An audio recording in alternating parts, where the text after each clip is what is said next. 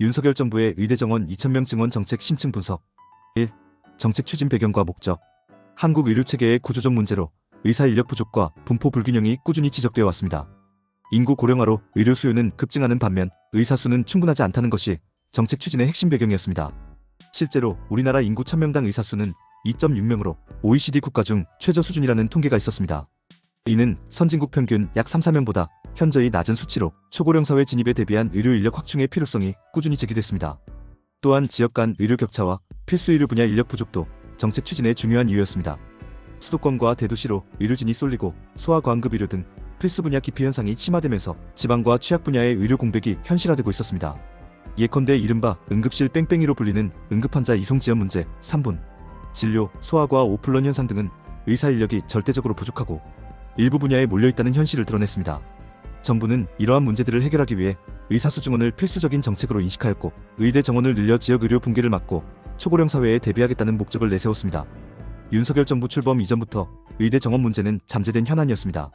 우리나라 의과대학 입학 정원은 2006년부터 약 17년간 3,058명으로 동결되어 있었는데 이는 빠르게 늘어난 의료 수요를 따라잡지 못한다는 지적이 있었습니다.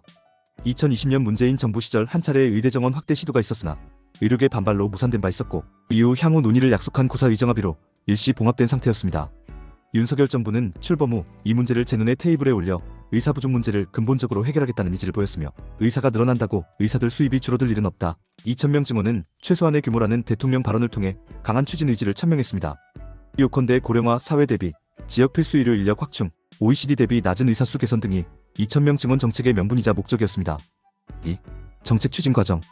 윤석열 정부는 2022년 하반기부터 의료 인력 확충 논의를 본격화했습니다.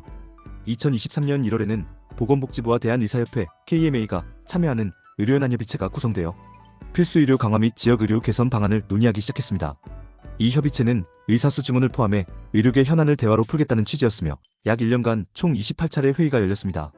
정부는 협의 과정에서 의사 인력 확충이 필요하다는 입장을 거듭 설명했고 의료계도 원칙적으로는 필수 의료 인력 부족 문제에 공감했으나 증원 규모와 방법에 대해서는 의견차가 뚜렷했습니다. 특히 증원 규모에 대해서는 단 한 차례도 합의되지 못했는데 이는 정부 측이 원하는 구체적인 숫자를 협의체에서 제시하지 않았고 의료계는 증원의 전제 조건부터 충족해야 한다고 맞섰기 때문입니다. 협의체 논의 중반까지는 의료 전달 체계 개선, 필수 의료 지원 등 원론적인 의제들이 다루어졌고 의대 정원 증원 문제가 본격 안건으로 등장한 것은 2023년 6월 말 무렵이었습니다.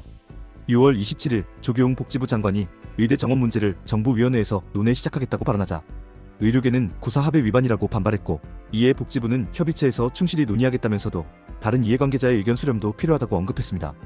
영상이 도움되셨다면 구독과 좋아요